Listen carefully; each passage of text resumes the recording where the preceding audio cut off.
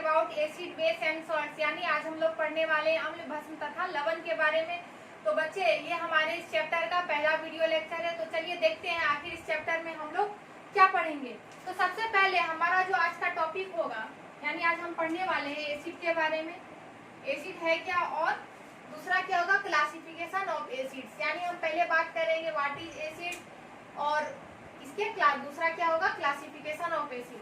तो एसिड का हिंदी होता है अम्ल, एसिड यानी अम्ल।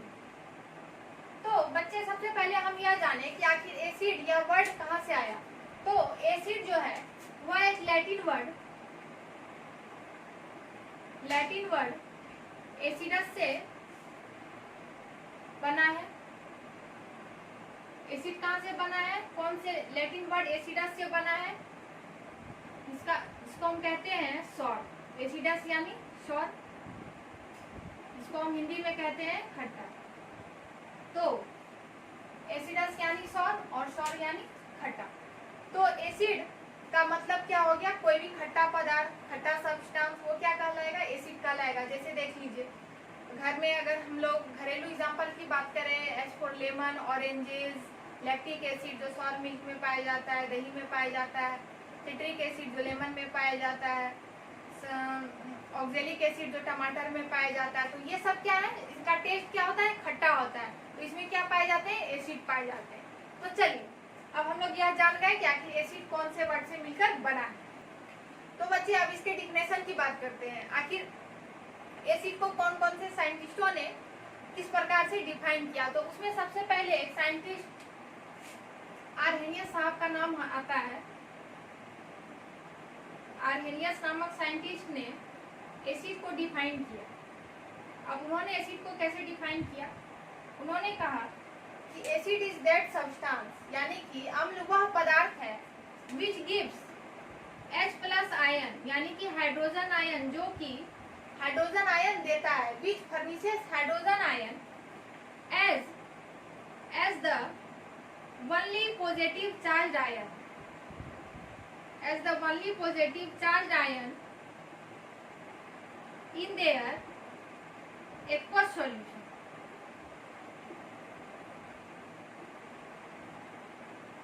यानी कि एसिड वह पदार्थ है जो किसी एक्वस सॉल्यूशन में घुलकर क्या करता है, H+ आयन यानी कि पॉजिटिव चार्ज के रूप में वो आयन को फर्निश करता है। तो अब इतना ही नहीं, बात यहीं पे खत्म नहीं होती है, क्योंकि ये जो H+ आयन है वो अनस्टेबल होता है। वो क्या होता है, अनस्टेबल होता है। अब ये अनस्टेबल होने की वजह से ये सॉल्यूशन में एग्जिस्ट यानी फ्रीली एग्जिस्ट नहीं करता है। तो ये क्या करेगा भाई, ये उसी एक्वस सॉल्यूशन में वाटर के मोलेक्यूल के साथ रिएक्ट करके क्या बना लेता है, H3O+, यानी जिसे हम कहते हैं हाइड्रोनियम आयन, हम क्या कहेंगे, हाइड्रोनियम आयन। तो अब ये जो हाइड्रोनियम आयन होता है वो क्या होता है, स्टेबल होता है। वो क्या होता है भाई, स्टेबल होता है। तो अब हम बात करें कि एसिड जो होता है वो एक्वस सॉल्यूशन में क्या देता है, H3O+ आयन, यानी कि हाइड्रोनियम आयन देता है, नॉट फॉर H+ आयन। क्योंकि इसको सिंप्लीफाई करने के लिए हम लोग क्या देते हैं जनरली कि ये H+ आयन देता है, हाइड्रोजन आयन देता है, बट ये एग्जिस्ट किसमें करता है, H3O+ आयन के रूप में, यानी हाइड्रोनियम आयन के रूप में एग्जिस्ट करता है। क्योंकि H+ आयन जो होता है वो क्या होता है, अनस्टेबल होता है। इसलिए आप लोग इस चीज को याद रखिएगा, H3O+। अगर ऑप्शन में कहीं यह है कि अकॉर्डिंग टू आर्हेनियस, यानी आर्हेनियस के अनुसार एसिड को कैसे डिफाइन किया गया था, तो वो क्या देता है, जल में घुलकर यानी एक्वस सॉल्यूशन में क्या देता है, ओनली फॉर H3O+ आयन, यानी कि हाइड्रोनियम आयन देता है। अगर ऑप्शन में ये रहे, ये भी रहे, तो हम क्या देंगे, इसमें इसको टिक करना है H3O+ को। अगर ये नहीं रहे तो ही हम H+ आयन को टिक करेंगे, ना कि किसी और को। तो इस बात से ये साबित हो गया अकॉर्डिंग टू आर्हेनियस कि एसिड वह पदार्थ है जो कि जल में घुल करके केवल हाइड्रोजन का ही आयन देगा, not for Na+, Mg+2, Ca+2, K+, यानी कि दूसरे मेटल का आयन नहीं देगा। वो क्या करेगा, हाइड्रोजन का ही पॉजिटिव चार्ज आयन देगा। तो चलिए अब ये डिफिनेशन की बात हो गई। अब हम बात करते हैं कुछ एसिड्स की कौन से सब्सटेंस में पाए जाते हैं। तो चलिए देखते हैं और उसको हम एक टेबल में अरेंज करेंगे। तो आप लोग उस चीज को याद रखिएगा एग्जाम के। चलिए सबसे पहले एक टेबल ड्रॉ कर लेते हैं।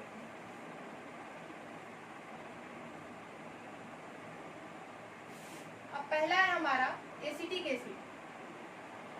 एसिटिक एसिड वो किसमें पाया जाता है? वेनिगर। वेनिगर सॉल्यूशन में, वेनिगर सॉल्यूशन आपने देखा होगा कि चाउमीन वाला जो होता है वो क्या करता है, चाउमीन में कुछ व्हाइट कलर का एक सॉल्यूशन होता है उसके पास, वो यूज करता है और उसका टेस्ट कैसा होता है? खट्टा होता है। वो सॉल्यूशन किस चीज का होता है भाई? वेनिगर सॉल्यूशन का होता है। तो उसमें क्या होता है भाई? एसिटिक एसिड पाया जाता है। अब दूसरा है लैक्टिक एसिड। लैक्टिक एसिड किसमें पाया जाता है? सॉर मिल्क में, यानी कि दही में कौन सा एसिड पाया जाता है? Lactic acid. अब तीसरा है HCl यानी हाइड्रोक्लोरिक एसिड। HCl किसमें पाया जाता है? गैस्ट्रिक जूस में। गैस्ट्रिक जूस यानी कि हमारा जो अमाशय रस होता है उसमें कौन सा एसिड पाया जाता है? HCl एसिड पाया जाता है, यानी हाइड्रोक्लोरिक एसिड पाया जाता है। इस चीज को आप लोग याद रखिएगा। अब अगला है मैलिक एसिड। मैलिक एसिड किसमें पाया जाता है? एप्पल में, यानी सेब में मैलिक एसिड पाया जाता है। सैट्रिक एसिड, सैट्रिक एसिड किसमें पाया जाता है? लेमन में, ऑरेंज में, यानी कोई भी खट्टा फल जो होता है उसमें कौन सा एसिड पाया जाता है? सैट्रिक एसिड पाया जाता है। अगला है यूरिक एसिड। यूरिक एसिड किसमें पाया जाता है? हमारे यूरिन में पाया जाता है। ऑक्जेलिक एसिड,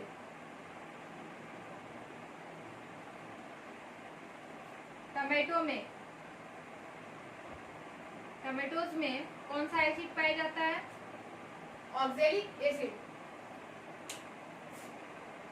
तो एसिटिक एसिड हो गया, लैक्टिक हो गया, hydrochloric, malic, citric, uric, oxalic. अब एक और आता है फॉर्मिक एसिड।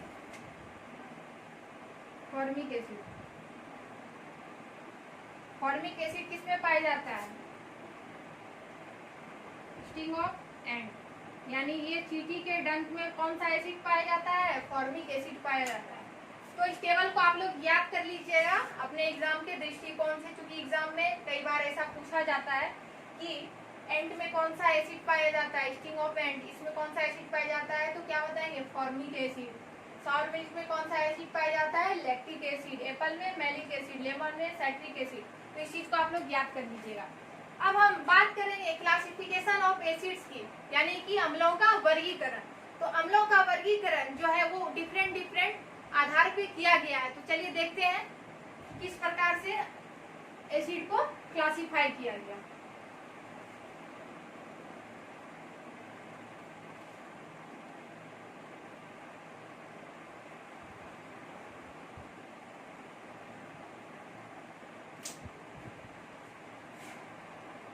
तो यहाँ पे लिख देते हैं क्लासिफिकेशन ऑफ एसिड।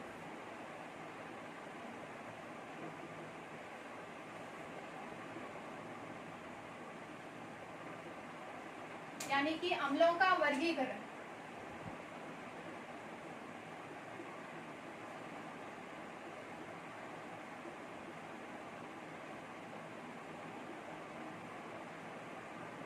तो देखिए सबसे पहले इसको बेस्ड ऑन सोर्स, यानी कि स्रोत के आधार पर इसको बांटा गया। सोर्स यानी स्रोत के आधार पर। तो एसिड को सबसे पहले स्रोत के आधार पर बांटेंगे। तो इसमें ये दो टाइप्स के होंगे। पहला होगा ऑर्गेनिक एसिड, जिसे हम कहते हैं कार्बनिक अम्ल।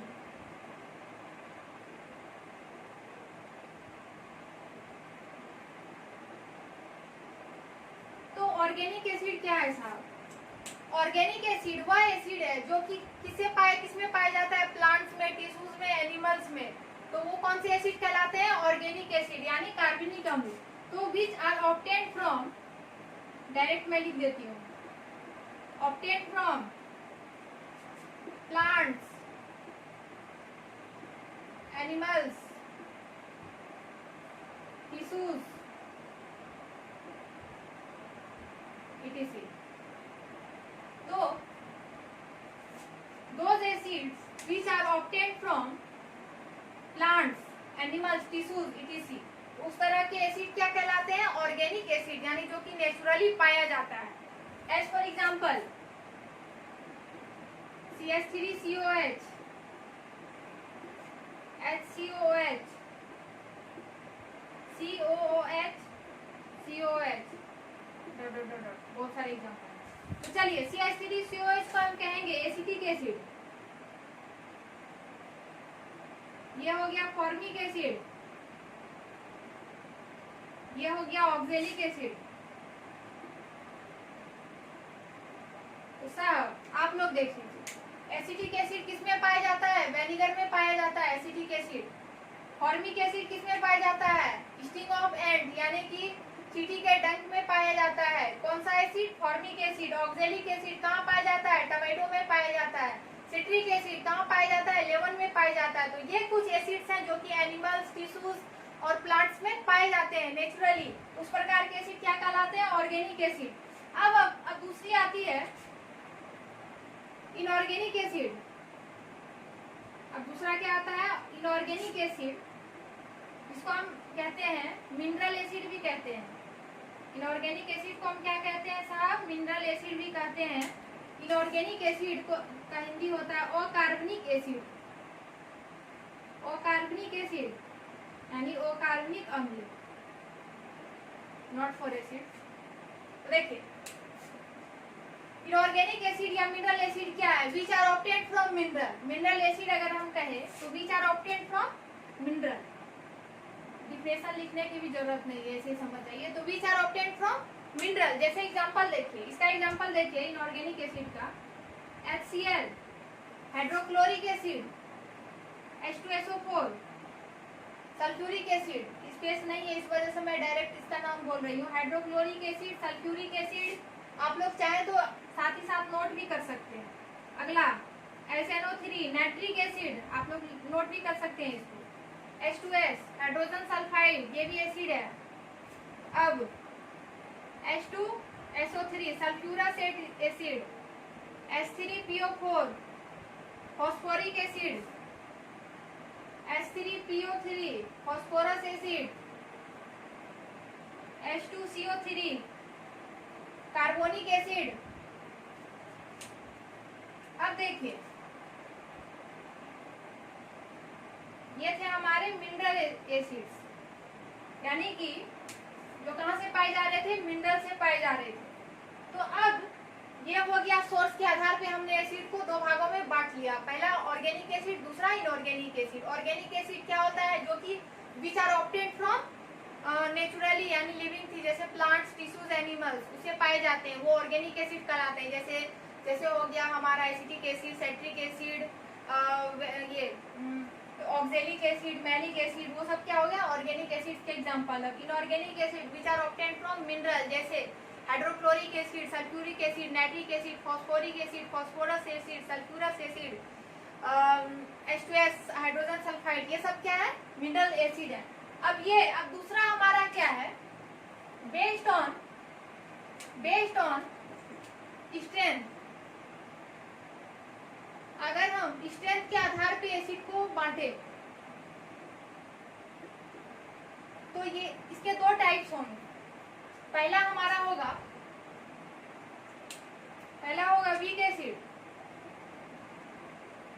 वीक एसिड, जिसको हम हिंदी में कहते हैं दुर्बल अम्ल। वीक एसिड को कहते हैं दुर्बल अम्ल।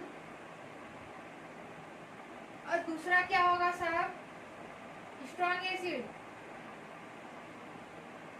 एसिड यानी सबल अम्ल, सबल या प्रबल भी कह सकते हैं, सबल अम्ल या प्रबल।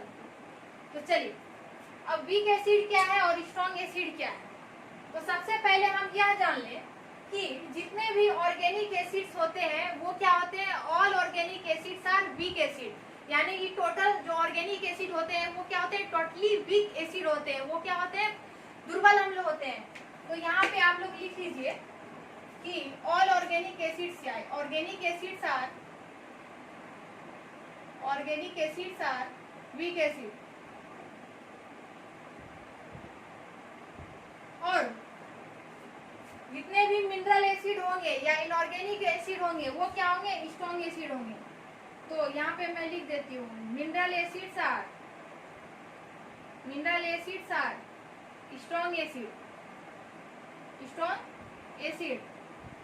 तो देखिए अब स्ट्रॉन्ग और वीक कैसे, हम कैसे पहचानेंगे कि ये एसिड स्ट्रॉन्ग है, ये एसिड वीक है। इसको हम किस प्रकार से स्ट्रेंथ को हम ये करेंगे, मतलब किस प्रकार से हम इसको पहचानेंगे। तो देखिए अब जैसे मान लिया जाए मिनरल एसिड का हम एग्जांपल ले लें HCl, जैसे HCl ले लें, ठीक है।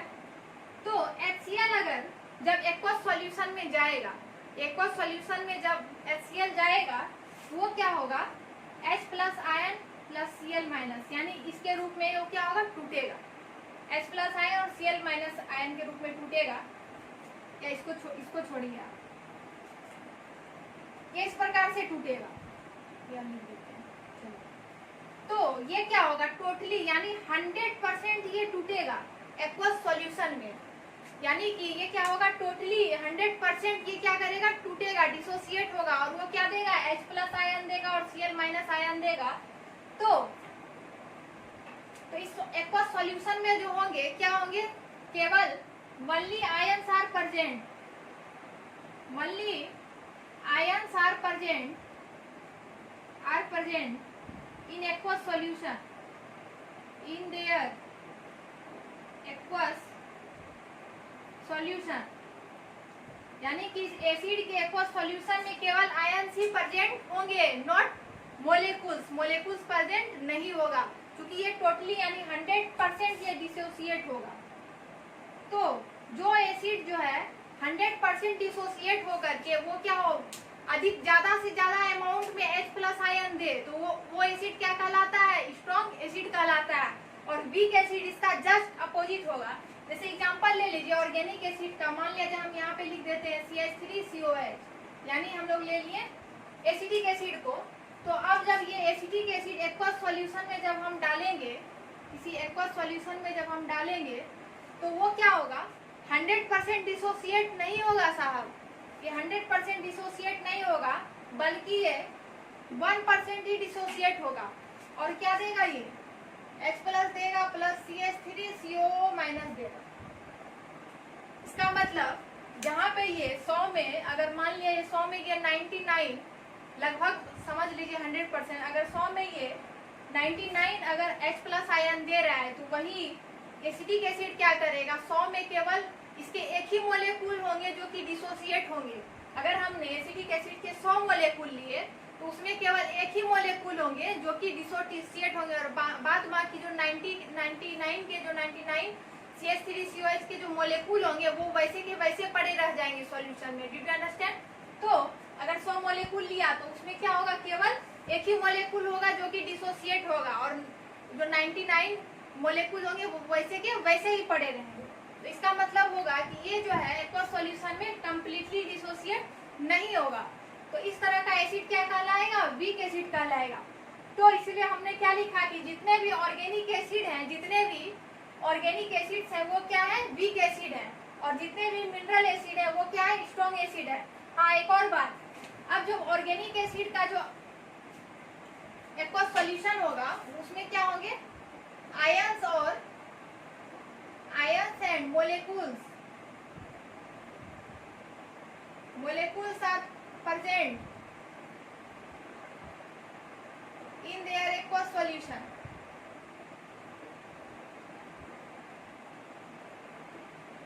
यानी कि ऑर्गेनिक एसिड्स जो होंगे, वीक एसिड, उसमें क्या होंगे, उसके एक्वस सॉल्यूशन में आयंस भी प्रेजेंट होंगे, आयंस भी मौजूद होंगे और मोलेकुल भी मौजूद होंगे। क्योंकि उसका 100% मोलेकुल डिसोसिएट नहीं हो सकता है, केवल 1% ही डिसोसिएट होगा। इस वजह से दोनों के दोनों एग्जिस्ट करेंगे उसके सॉल्यूशन में। और ये क्वेश्चन जो है ICSE बोर्ड वाले का एक बहुत ही फेमस क्वेश्चन है, जो कि एग्जाम में भी आता है कि एसिटिक एसिड जो होते हैं उसमें क्या होते हैं, वो उसके एक सॉल्यूशन में क्या क्या प्रेजेंट रहते हैं। ऑप्शन में अगर जैसे आयंस हो गया, पहला आयंस, दूसरा मोलेकुल्स, या आयंस एंड मोलेकुल्स, या नन ऑफ दिस, तो ऑप्शन क्या होगा हमारा, आयंस एंड मोलेकुल्स, यानी both ions and molecules are present in their aqueous solution. और अगर हम मिनरल एसिड की बात करें तो only ions are present in their aqueous solution. तो ये चीज आप लोग याद रखिएगा, ठीक है। तो एक और बात, अब जो स्ट्रॉन्ग एसिड है, जितने भी मिनरल एसिड्स हैं वो क्या है, स्ट्रॉन्ग एसिड है, एक्सेप्ट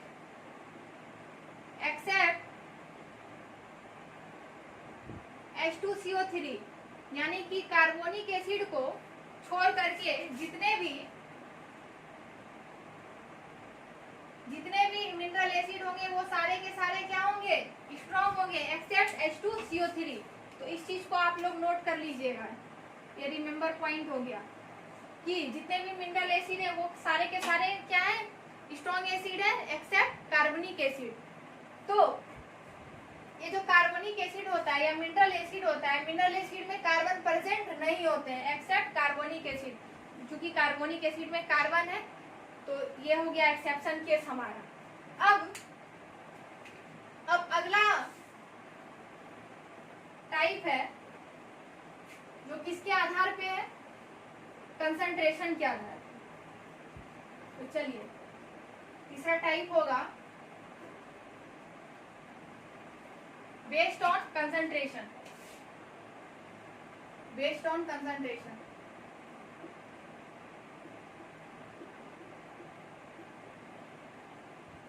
इसको हम हिंदी में कह सकते हैं कंसंट्रेशन, यानी सांद्रण के आधार पे।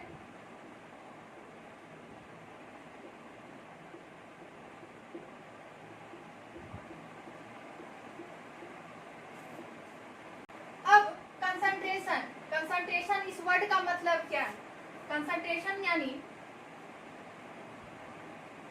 अमाउंट ऑफ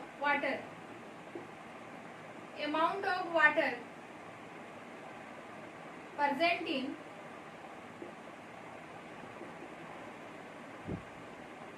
एसिड,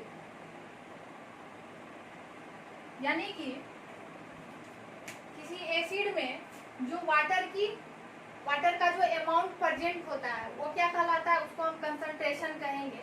तो कंसंट्रेशन के आधार पे एसिड को दो टाइप में बांटा गया है। पहला है कंसंट्रेटेड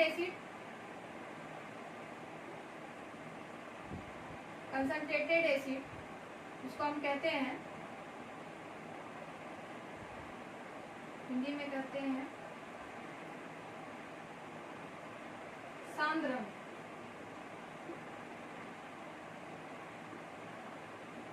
दूसरा है डाइल्यूट एसिड, इसको हम कहेंगे तनुओं। तो देखिए कंसंट्रेशन के आधार पे एसिड दो टाइप्स के हो गए।